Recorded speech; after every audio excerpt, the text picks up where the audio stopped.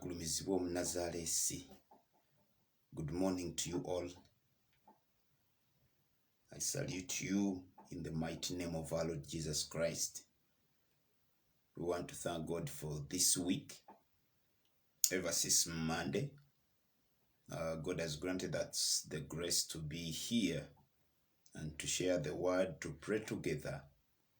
Everyone praying from wherever you are, being one in the spirit, and God has been faithful. Good morning to you. Mbalamusizaako nnyo mwenna ne mu makya gano ag'olwaleero.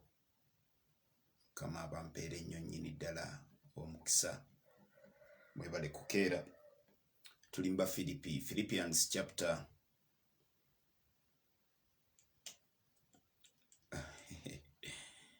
Juliet lwokeddeko oyagala kuba nduulu oyagala fuuwa kkondeera ensi yonna ewulire. Bulijjo wano bakunoonya liitiriiti naye kati naye ekyoba okola noonya bulijjo abakunoonya ba Oprah banoonye, because bulijjo Oprah buli lwatuuka bwe ppa asooka kusaggula yonna gy'oli. Pauline Petra, Nancy Ella, bonna osobola obanonyaako gye bali, ba Angel Matovu. Mikwano gyaffe tubaaniriza.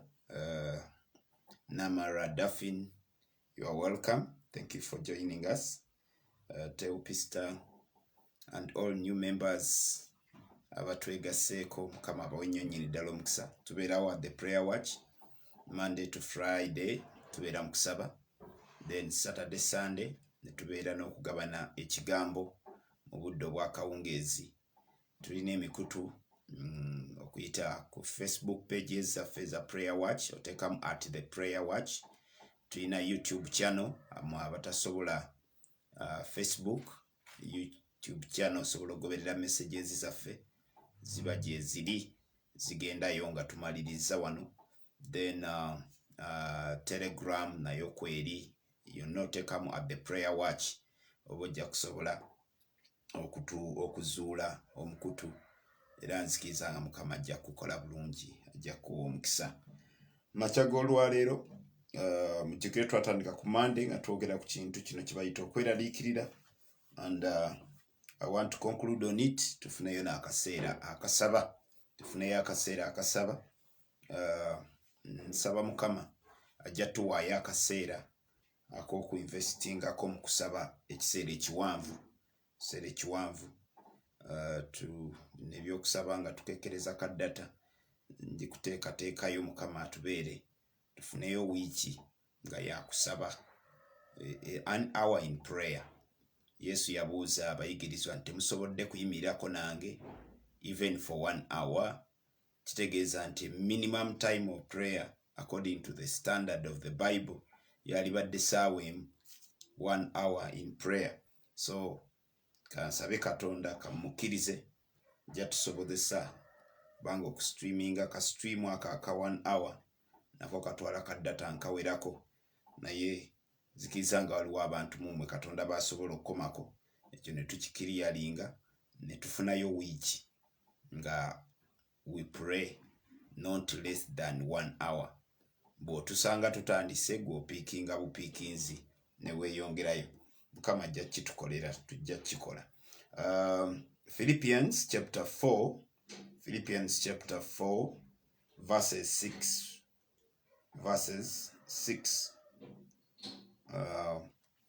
But you permit me start with verse 4. Agambye nti rejoice in the Lord always. I will say it again, rejoice. Let your gentleness be evident to all. The Lord is near. The Lord is near.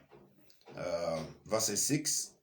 Do not be anxious about anything, but in everything, by prayer and petition, with thanksgiving, present your requests to God.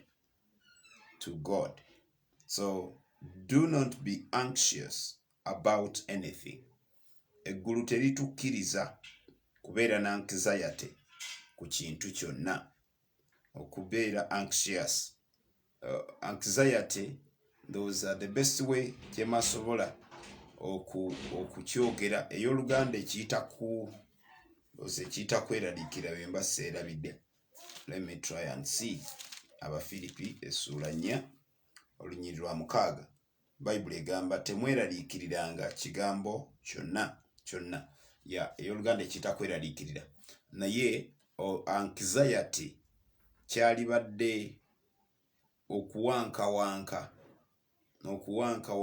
okuyaayaana, okweraliikirira, okwesunga, So he says, don't be anxious for anything. Tewabanga ekintu mu nsi nga kikuleetera okufuna anxiety. Don't be anxious about anything, but in everything, mu byonna, let your prayers be told unto God. Let your prayers and petitions with thanksgiving present your requests to God. Ebyo ebiringa ng'ebyetaago, because okuwankawanka okwo oba anxiety eyo eva mu requests ze tuba tulina, ebyetaago bye tuba tulina, embeera ze tuba tulimu, ebyo n'ebitwetoolodde, ebimu tuba twagala kubivaamu, ebirala twagala kubifuna, naye nga tuli anxious. Kwegamba kwe kwagala okufuna ekintu before its time, n'obulwa emirembe, n'oggwebwako emirembe olw'okuba tonnakifuna, n'oggwebwa emirembe gyo ne givaawo just because you've not got it. So kyavudde tugamba, don't be anxious about anything. Toyaayaana. Mufu ky'okuyaayaana, mufu ky'okweraliikirira, mufu ky'okuddaawo entunnunsi ne zikkubira kumukumu olw'ensonga eyo, bikwate obikolemu essaala. So olwaleero, it is a Friday, we want to wind up on this matter ye twatandikako ku Monday, and as we wind it up by I'll be giving you yesterday I was giving you reasons why we should not worry. Today I want to give you reasons why we should quit worrying. Gwe abadde yeeraliikirira, lwaki kikugwanira ove mu kweraliikirira? Why we should or you should quit worrying. Number one, worrying is sinful and produces fear. Okweraliikirira kuba kwonoona mu maaso ga Katonda, because he has not given us a spirit of fear. He has not given us a spirit of anxiety. He has not given us a spirit of worrying. And it produces fear. Kireeta okutya. Buli lw'otandika okweraliikirira ekiddako, fear will find its way inside. Okufa kujja kuyingirawo, okutya kujja kwetooloola, okutya kujja kujjira olw'okweraliikirira. Buli lw'otandika okweraliikirira ng'otandika okulaba by'otalinaawo, olaba bw'otalina busobozi, ekiddako kuba kutya. Lwaki? Kubanga owulira ng'obulamu obugenda okgenda, kubanga owulira nga ataasobole kumalako, kubanga owulira otandika okwerabira mu position gy'otaliimu. Weerabira mu position gy'otaliimu. So it is sinful and produces fear. Number 2, worrying is a disease causing even other illnesses. Nti okweraliikirira ndwadde ate esobola okuleeta obulwadde obulala. Nakugambye okuyita mu kweraliikirira abantu bafuna pressure, n'ofuna ekirwadde kya pressure just because weeraliikirira. Abamu mufunye heart attacks, abalala ne bafuna heart attacks just because okweraliikirira. Okweraliikira ne weeraliikirira. Ffe tulina edda nze natuuka ekiseera nga ntya nnyo, nga neeraliikirira nnyo, natuuka ekiseera nga ne bwe mba mu kiraasi ne bambuuza ansa, nga ne bwe mba ngimanyi nti okuwanika omukono ng'omutima gunkuba bwe guti. Lwaki? Neeraliikira nti bwe ngiwaayo nga si ntuufu bagenda kunkuba, olw'okuba nakulira mu bulamu bwa kutulugunyizibwa. Nalwawo okubuildinga kye bayita self-esteem, nalwawo okubuildinga ekintu kye bayita okwekkiririzaamu n'okumanya ekyo ky'oli. So nga neeraliikirira era ansanga olumba kibuuza nempulira munze nti wanika omukono naye olwagezangako guwanika ng'omutima gumbwatuka omulundi gumu ne guntyemuka ne gukubira kumukumu. Lwaki? I'm worried ti ngenda kwogera ansi etali ntuufu bankube kati olw'okuba obulamu bwenkuliddemu bwakubibwa bwakola ki. So nemmaliriza ng'obulamu bubeera bwe butyo. But I'm here to tell you that worrying is a disease that causes even other illnesses. Etandikira mu bwongo but it will cause other illnesses. Ejja kuleeta obulwadde obulala. Ejja kuleeta obulwadde obulala. Whether psychological or physical. Mu mubiri, your health can be affected by worrying. Your health, your psyche can be affected by worrying. Okweraliikirira kusobola okudamaginga your thinking capacity. Busobola okudamaginga your attitudes about certain things just because oli worried. Mu bantu abamu kumwe, you've gone through hard experiences. Let me give you like if someone went through an experience and he was forced into the first sex day oba olunaku lyasooka okuyingira mu kikolwa ekyokwegatta yawalirizibwa, kireeta okweraliikirira nti ne bwafuna omuntu omutuufu ku mulundi guno era agenda n'entiisa, agenda n'okutya, agenda n'okweraliikirira. That's why they think we must overcome it. Bwe kiba kyali kikukutte. Today I'm talking about those people that have ever been engulfed nga kyali kikukutteko. So we must quit. We must quit. We must not embrace it. We must not nurture it. Tetulina kirera, tetulina kibibiita, tetulina kiteekawo, naye tusale amagezi tunoonye olujja olutufulumya okweraliikirira. Tunoonye, sala amagezi, soma ekigambo kya Katonda, kusaba essaala, kola buli kyonna kye kitwala. Learn to talk to yourself such that you can quit worrying. Learn to give a self-counseling weewengako, weewabulenga, yogera naawe. Mugambe Ronald kati ki ekikutiisiza? Ronald kati otidde ki? Bw'oneeraliikirira ogenda funa ki? Bayibuli nze nnyambye nnyo mu kuva mu kinnya ekyo eky'okutya, eky'okweraliikirira, ekyokulowooza ti ensi tekwagala, ekyokulowooza ti buli omu takuliko, ekyokulowooza nti gwe ekikyo kikyamu. Lwaki? Because environment gye nakuliramu yampa okumatira nti sirina kituufu kye nsobola kukola. I once stayed with a person nga oli omukyala nga yakuguka mu kuvuma. The lady was so abusive nga asobola okuvuma okuva ku mutwe paka ku kagera akasembayo. Akuyita n'akuyita oba olumu oba oli wala nojjanga odduka n'omutuukako n'akugamba oyita bya bigere ngambwa. Notuukaawo n'otunula bwoti, n'otunula wansi bwoti, naga kati ozibira ekisaaki amaaso, obuuso bukulinga ng'obutuli bw'eddiba. Kati n'ogakanula otere bagambye ozibiriza, n'ogakanula eriiso otere olikanule. Naga kati mulaba akanula amaaso gamulinganga namunongo akwatiddwa ku mutego. Bannaayi kati n'ogamba nzibirire, ntunule, nkole ntya nga balansinga etya? Balansinga etya? Kati bwe byampitirirangako oba oliawo n'akubuuza kyakubuuza n'osigala ng'okyatunulidde. Kati mulaba afunye emimwa ng'ayita baffe. Kati njasame nkole ntya? Bwe wayasaamiriranga n'olekera ofunye emimwa n'oyasaamira naga mulabe kati ayasaamirira ng'alidde amaleere. Bannaayi kweganda bikutabula. Bwe yasaamira ng'alidde amabeere kati wabeeranga awo mulabe kati olega ki amatu gakulinga ng'ebiwaawo by'ennyonyi. Gwe nga buli kintu ky'okumubiri akirinako ekivumo kyakyo. Buli kitundu eky'omubiri ng'akirinako ekivumo.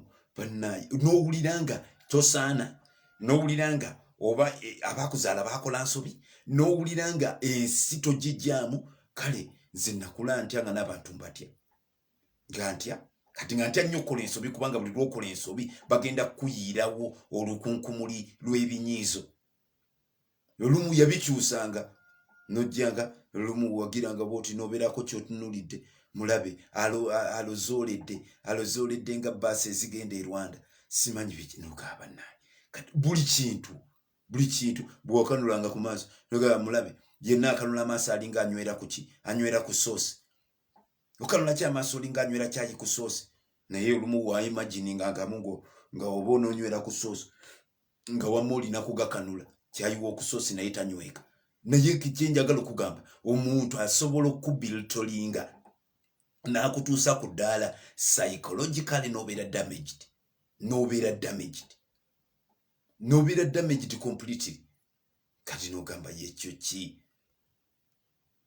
kyeki ogamba mulabe nno mulabe bwatunula mulabe afunye emimwa ng'ayita baffe ogayi kikikyo nokivaako ekyo kati onyinyibala ki ng'atunula mu kaleega nga bikuyitiddeko obindabinda kukaaba kati onyinyibala ki ng'atunula mu kaleega nogira akazi bulijjo simanyi mba mutunula mu kaleega munyinyibala naye in all bituuka ekiseera you are tortured otuuka ekiseera you can't believe in yourself you can't trust yourself you can't be bold you can't have confidence. Why? Because bakutondamu entiisa abamu kumwe baali batondamu ntonde and that fear brought to you worriness nobeeranga weeralikira nga buli kintu okyeralikira otya nnyo okukola ensobi and gyokoma okutya okukola ensobi gyokoma okukola ensobi ennyingi. The moment you are scared, the moment you are so careful, wegendereza nnyo bwe wegendereza ennyo ate gy'ogenda okukoma okukola ensobi ennyingi kubanga ne bye woolowooza nti okola byakwegendereza ate nabyo byo byennyini mujja kubaamu ensobi. So kyenjagala okugamba we must quit kyakubaako kyakutuukako kyantuukako we must quit this thing bwe liba komera tulina difuluma because it is a disease that causes other these illnesses. Number 3, worrying why we must quit it is because worrying will lead you to borrow troubles that cannot be paid back. Okwiraliikirira kukutwala ne weewola emitawaana gy'enkya abamu temwewola na gyankya ne weewola gy'abalala ne weeraliikirira nnyo ku lw'omuntu omulala nnyo to the extent nti olinganga nti kiri ku ggwe weeraliikirira n'olutiko ne litukumera ne weeraliikirira wenna n'oggwawo and you would ask senga obadde olwo kibadde kubanga kiri ku ggwe kyalibadde kitya. Then some of you get worried n'oyingira mu bulamu bw'omuntu n'obuggweramu actually n'omupaasinga n'omuyitako ne weeraliikirira nnyo emitawaana gye okusinga ye bw'agyeraliikirira ne weetikka ensi yonna wakikwata n'ogiteeka ku mutwe famire yewammwe yonna ogitadde ku mutwe ogisibye ku mugugu kutuulidde ekumenye ekumalawo owulira oyagala osolovinge buli kizibu ky'oku nsi owulira buli mutawaana gwonna oyagala obeere nga gw'ogusaanyawo toli kisobola you are not God.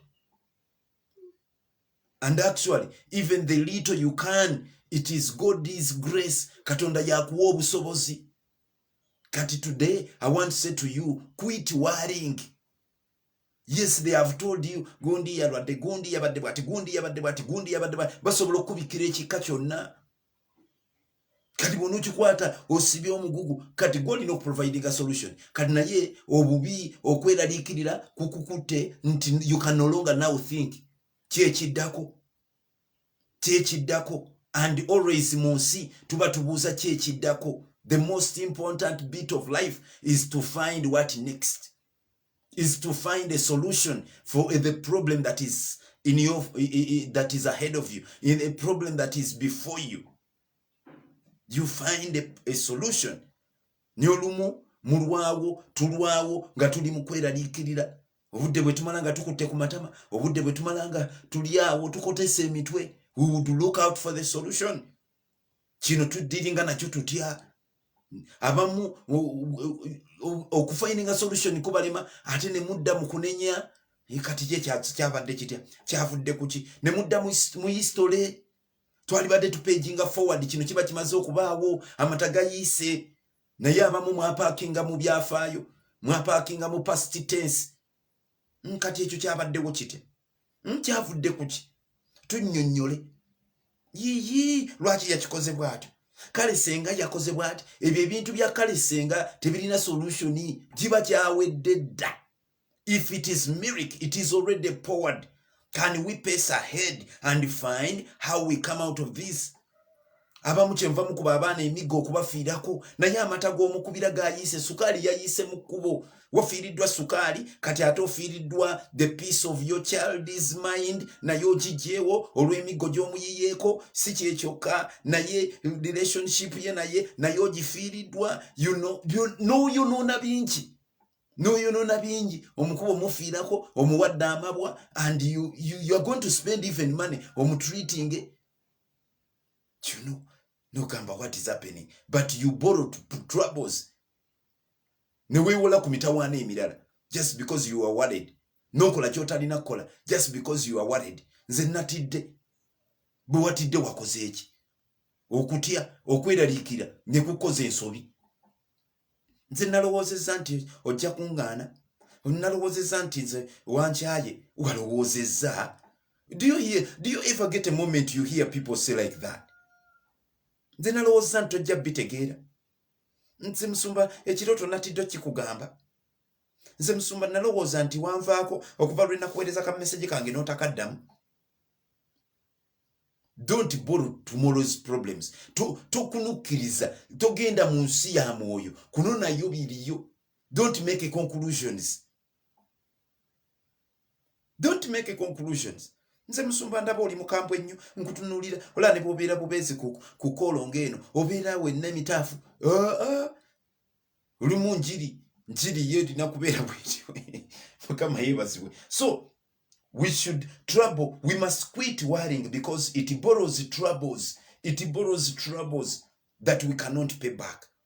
Ne weewola emitawaana gy'otasobola kusasula. Number 4, worrying, it causes you to breed over what may not happen.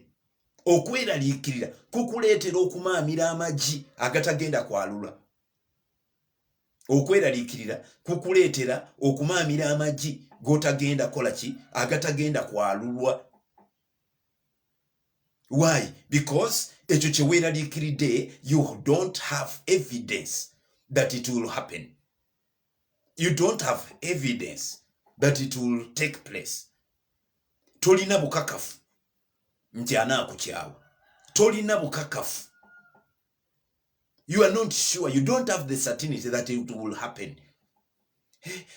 Neraliikiridde okutu bayinza okukusalako.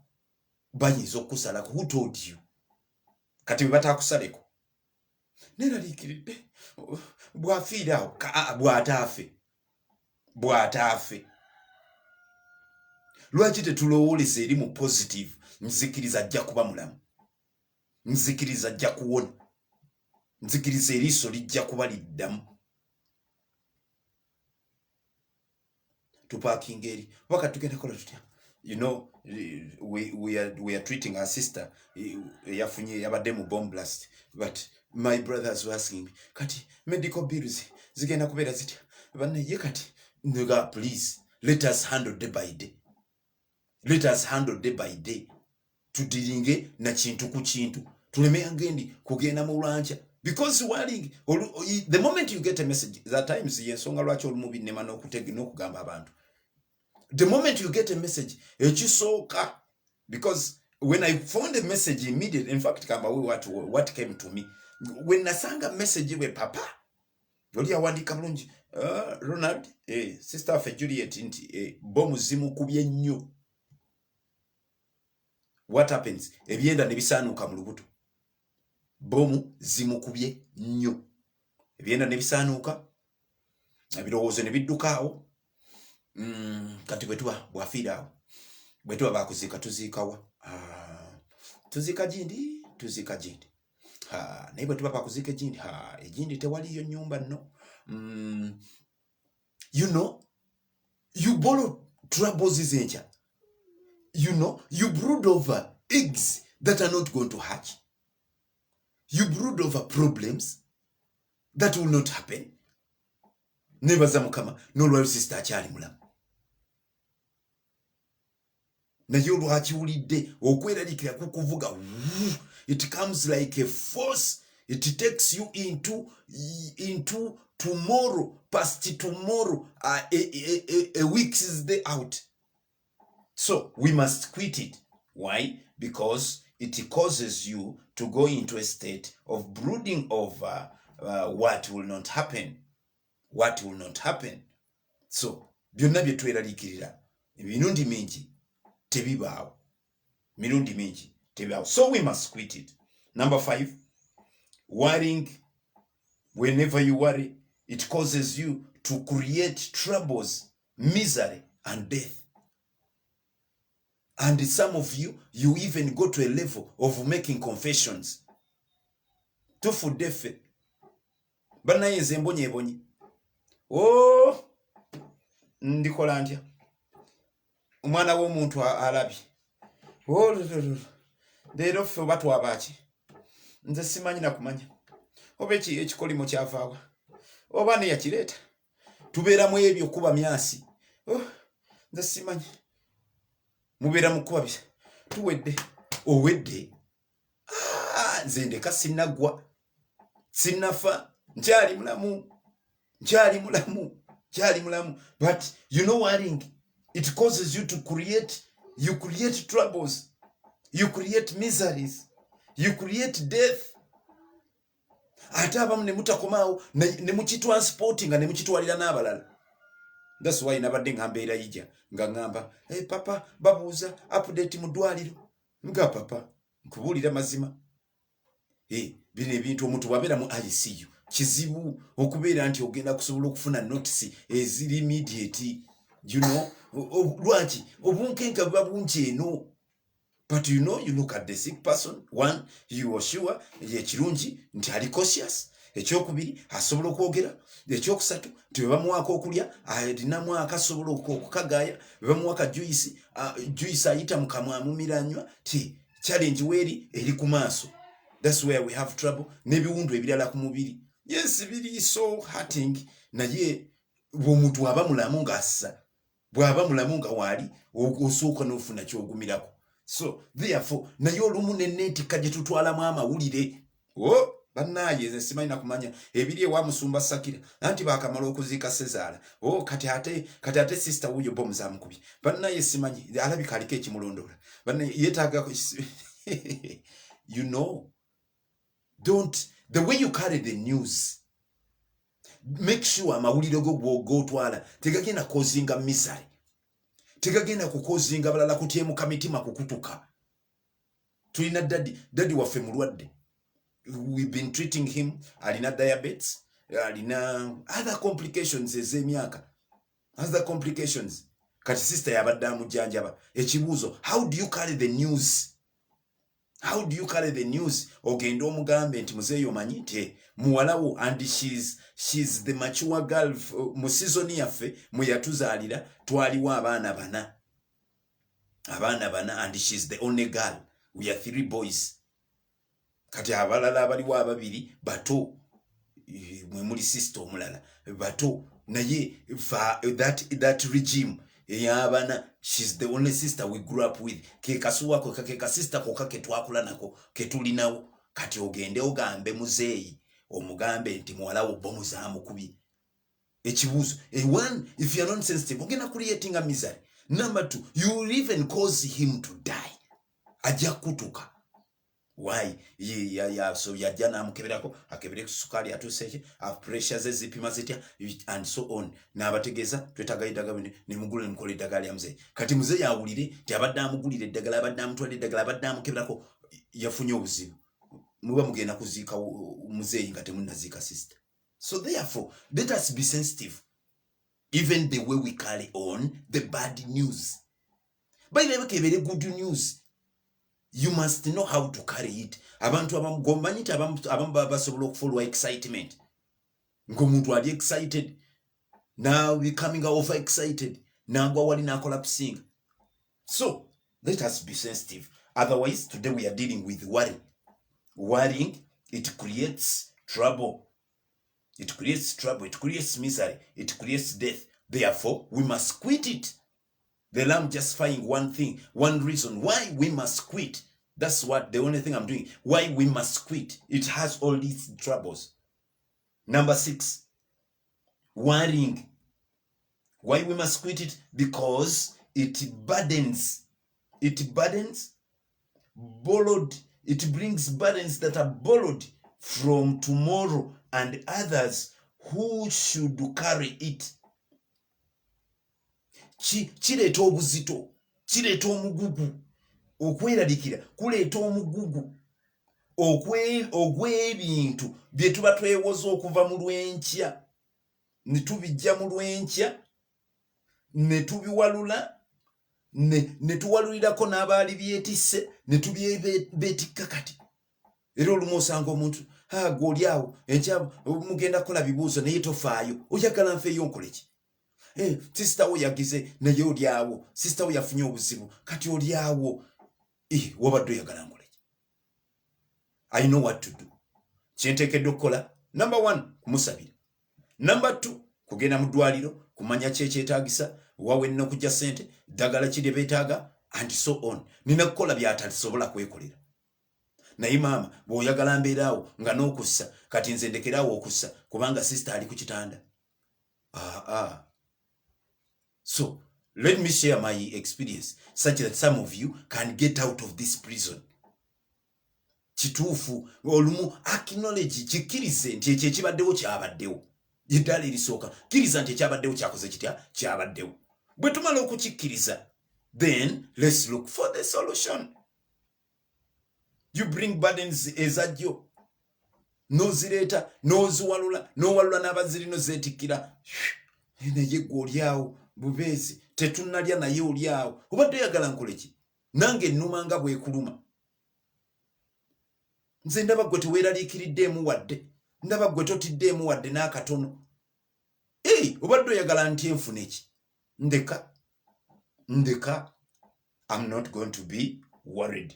I'm not going to be scared. I'm not going to be scared in any way.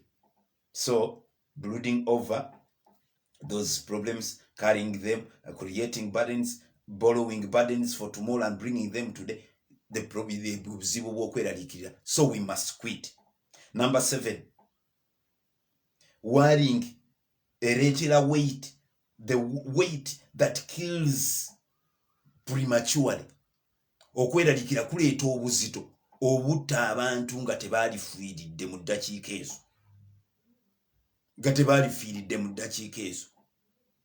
Gujja olaba omuntu ng'agenze mu ddwaliro ne bamukebera ne bamuleetera results ne bamugamba you are HIV positive. Ne bamuleetera results ne bamugamba nti amawuggwe go galiko ekituli. Ne bamuleetera results ne bamugamba omutima gwo guliko ekituli. Ojja kwewuunya omuntu bw'akyuka omulundi gumu nga bulijjo ye yeetambuziza n'okugenda mu ddwaliro yatambudde ayaga ng'asobola naye bamala muwa ripooti agadde eka ne gabula, agalya ne gabula, naye nga ku makya bwe yabadde agenda yasobodde okulya ekijjulo. N'abasawo, I don't know whether I have some basawo here, n'abasawo muyige how you deliver the messages ezo ezireeta okweraliikirira. Otherwise abantu mubateekako obuzito obubaleetera okufa nga n'ebiseera byabwe tebinnatuuka.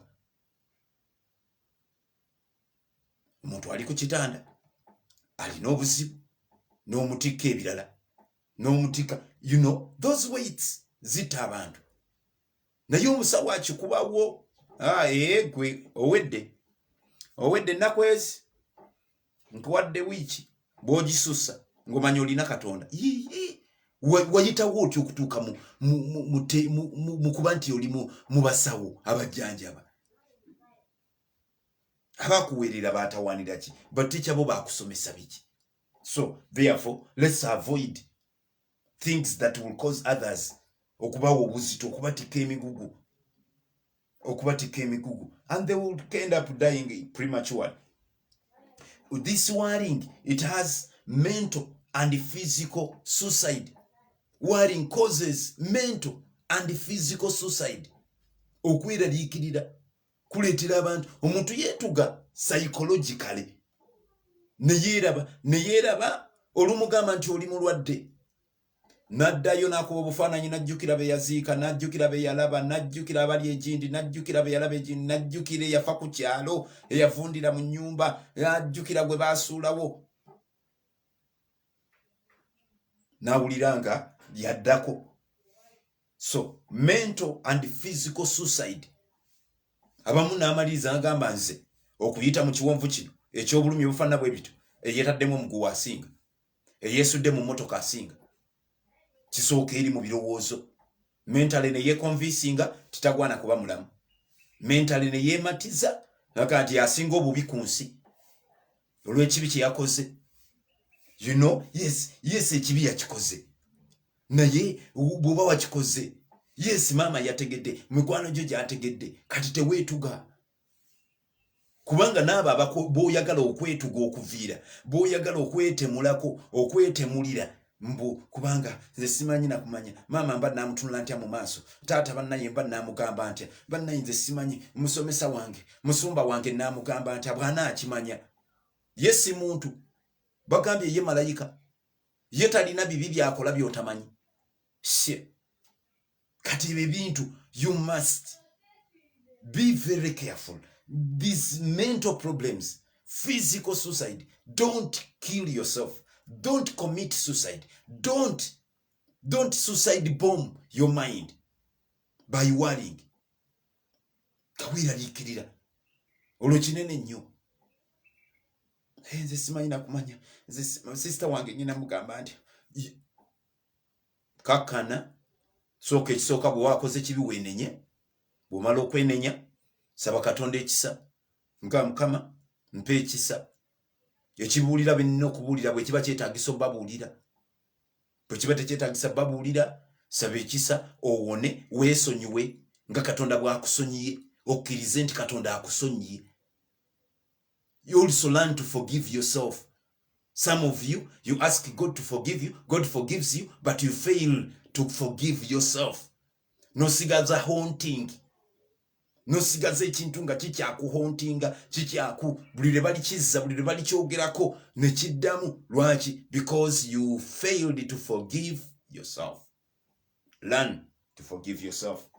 So you must quit this thing called worrying because it causes mental and physical suicide. Don't suicide bomb yourself because of worries. Number nine, worrying is a grave digger that has no sympathy. Worries, okweraliikirira musimi wa ntaana. I tell you the truth, worries are grave diggers that are non-sympathetic. And ekintu kye bayita okweraliikirira kikwata enkumbi ku sipiidi n'ensululu n'ebitiiyo ne kisima entaana ennene ate ne kitakoma kugisima ne kikukwata ne kikuziikayo ne weeraba nga bakuyiwako ettaka nga likugwerako. Why? Because you are worried. You are worried. It digs you. It buries you. It buries you. Nolaba nga oli buried completely. It is a grave digger that has no sympathy. Kisima entaana awatali kusaasira. Gani naye kikuteekayo weeraliikira ne weeziika. Abamu ku mmwe, why you fear dying? Why you fear death? Gwe weebuuzemu naye lwaki ntya okufa? Omanyi lwaki otya okufa? Wale okweraliikirira kukukwata ne kukukkiriza mu mimwanyi gy'ewammwe. N'olabira ddala nga bakukkiriza wakati okuyisa eri mu kikayinja okutwala ku kijja wansi ku mutuba. N'olabira ddala nga bakutwala bakulekayo. It brings those imaginations nga bakuleseeyo. Naye some of me nze ekiŋŋaana okutya okufa kiri kimu. Waliwo amazima ge nategeera nti omubiri kintu kirala ku mwoyo gw'omuntu. Omwoyo gw'omuntu gwe gugenda eri Katonda, omubiri gwa muntaana gwe gunaavunda. So ebyo kasita nabyawula tuneraliikiriza mbu ngenda kufa. in fact ekintu kye saagala kye nalibadde neraliikira bulumi. I don't want pain. One thing I hate is pain.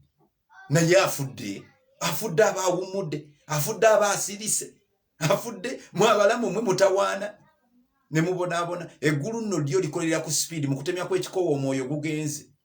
Naye wano ne tubonaabona ate omulambo gwakunona egindi, ate gwakutwala egindi, ate gwakuteeka egindi, ate bagulwanidde, ate entaana egindi, iwololo. Ffe tubonaabona naye okufa banne tuli tulo, kuli kuwummula. Era simanyi oba omuntu bw'afa abasobola okulaba abaliwo bye bakola. I don't know. That one I don't know. Naye just imagine ng'otunuulira akaaba naye nga byakaaba tabitegeeza. Otunuulira akaaba naye nga akaaba yeesunga. Yeesunga okubeera nti yabadde alina sente zo tagenda zikuddiza. Yeesunga kubeera nti gobadde wawa akaapako agenda okukatwala. I have a friend Annamuganda we. He has a brother who's in the US. Brother oyo yaguza amataka mangi. Aguza amataka mangi n'amataka agamu ono mukwano gwange yamanyi we gali. Kati lumu oyo brother yabuuza muganda we n'amubuuza nti naye mbuulira tubeere b'amazima. Ku ploti zange zonna z'omanyi we ziri bwe nfiira wano. In fact he has 11 plots ku luguudo olumu on a certain road. N'amubuuza naye bwe nfiira wano kweze epoloti mmeka z'odisclosing eri mukyala wange n'eri abaana bange. Muganda we n'amugamba okubeera awo amazima bwe mba nsobodde okuzoogerayo nina ze sisobola kwogera ng'eri mu kibuga egindi, eri mu tawuni y'egindi, ekyo sigyogera. Nsirika bwekye. Era bwe tumala okuteekayo n'enjiwa amataffaali nayiwa amabuloka n'azimbawo. So mikwano, let us quit this grave digger. This grave digger that has no sympathy. It will bury you before your time. Kijja kuteeka mu ntaana ng'obudde bwo tebunnakola ki, tebunnatuuka. I had around 10 reasons why we need to quit. I mean 20 reasons, but today I'm giving you only 10. So number 10 is needless and wastes time and effort. This worrying, it is needless. Tewali akyetaaga. Tetulina bwetaavu bwakyo. It is needless and wastes time and effort that should be spent on worthwhile things. Amaanyi n'ebiseera bye twalimaze ku bintu ebituzimba, ku bintu ebyamakulu, ku bintu ebitwongerayo, mu kubituleetera solutions, tugenda ne tugamala ku kweraliikirira. Therefore let us quit okweraliikira. Bible kyava yatugambye instead of being anxious. Mu kifo ky'okweraliikirira, let your prayers, let your petitions be told unto God. Leka okwegayiriraako kutegeezebwe ng'eri Katonda. Leka ky'osaba kimanyibwe eri Katonda. Instead of worrying. Katonda omuyinza w'ebintu byonna tukwebaza n'olw'amakya g'olwaleero, tukwebaza olw'ekirabo eky'obulamu.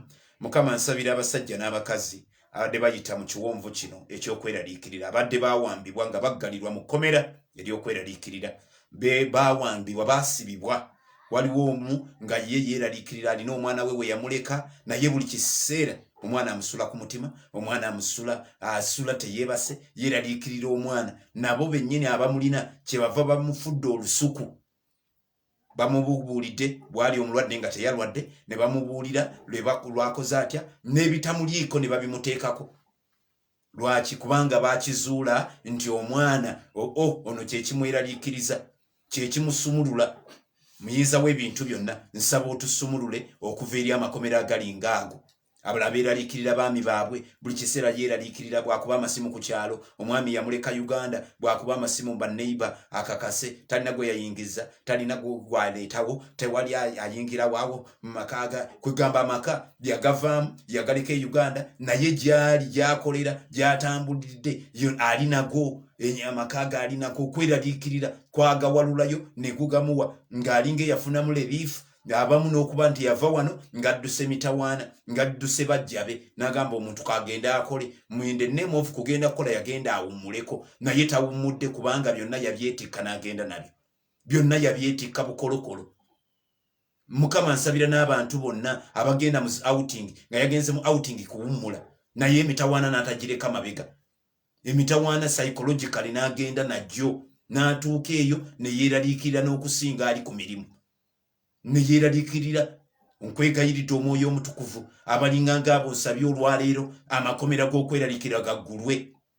Abantu bafulume, emmeme z'abantu zifulume, abamu baggalwa dda emyaka mingi okuyita mu bye baayitamu bye babeereta okuyingira mu kkomera eryo ery'okweraliikirira. Baamutiisa ekintu ekyo n'olwaleero akyeraliikirira. N'olwaleero buli lwakirowoozaako entiisa ekomawo, okutya kukomawo. Nsaba amakomera gagguke. Nsaba amakomera, omuntu nga yaggalirwa mu kkomera eryo ng'alimazeemu emyaka, ng'alimazeemu ebiro bingi. N'abamu balina amakomera ga famire nga all that famire eyo erina entiisa ku kintu ekyo, ekintu ekyo ng'ekyeraliikirira. Bonna batawaanyizibwa kansa, bonna batawaanyizibwa sukaali, bonna batawaanyizibwa pressure, bonna batawaanyizibwa ekintu ekyo ng'era bwe bawulira ye yakifunye nga okweraliikira nga kuyingirawo nga kkomera lyafuuka lya famire nga balimanyi kkomera lyabwe. Beeraliikirira tebazaala baana balenzi, beeraliikirira tebazaala baana bawala, beeraliikirira tebanywerayo mu bufumbo. Nsabye Omwoyo Omutukuvu otuggulire ekkomera eryo amakya g'olwaleero, otuggulire ekkomera eryo Omwoyo wa Mukama, oggulire emmeme y'omuntu kubanga twagala tutuuke ku ddaala Mukama nga tusobola okuweereza awatali kutya, tusobola okuweereza awatali kweraliikirira, tusobola okuweereza n'emitima egyeguddewo. Mukama olwaleero twetikkula emigugu egyo, twetikkula okweraliikirira, twetikkula okutya mu linnya erya Mukama waffe Yesu. Tukwetikkula mu linnya erya Yesu, twetikkula okutya.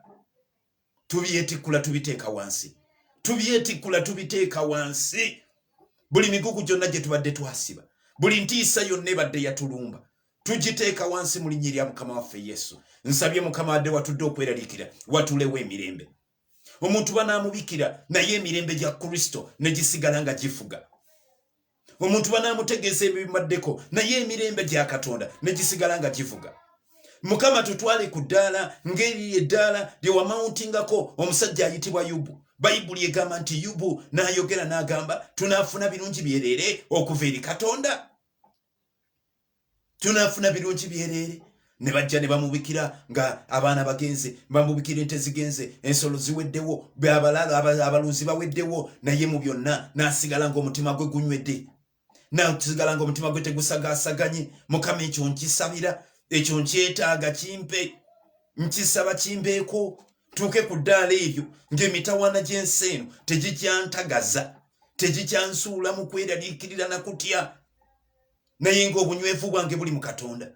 Mukama nga bw'okimpa kiwe ba prayer watchers, kibawe Mukama, kiteeke mu mikono gyabwe, kiteeke mu bulamu bwabwe. Okuva leero, we speak against the spirit of fear, we speak against the spirit of anxiety, the spirit of worrying.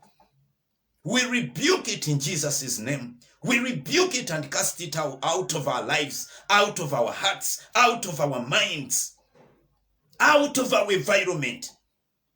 Lord, we pray, we dress on the spirit of sound mind, the spirit of boldness, the spirit of love. Omwoyo w'emirembe, Yesu watugamba emirembe gyange mbalekera so singa ensi bw'ebawa. Sabye emirembe egyo Mukama gitwetooloole, gitufuge, gitukulembere. Omwoyo Omutukuvu ofuge mu buli kigambo kyonna. Tukwebaza n'olw'amakya g'olwaleero. Erinnya lyo liweebwe ekitiibwa, erinnya lyo ligulumizibwe mu linnya erya Mukama waffe Yesu. Mwetusabidde n'okwebaza. Amiina. May God bless you. Mukama abampeera ennyo nnyini ddala omukisa. Mwebala okutambula nga tuzze tuyita mu series zino.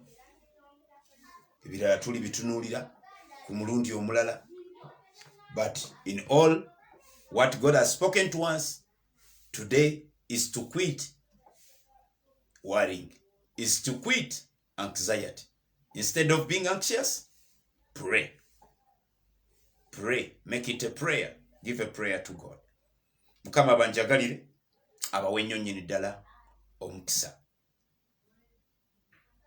We meet on Saturday night hours sawa nga 3 ez'ekiro tujja kubaako ku Bible moment. Tukkiriza Katonda Mukyala Sakira ayinza okubeera naffe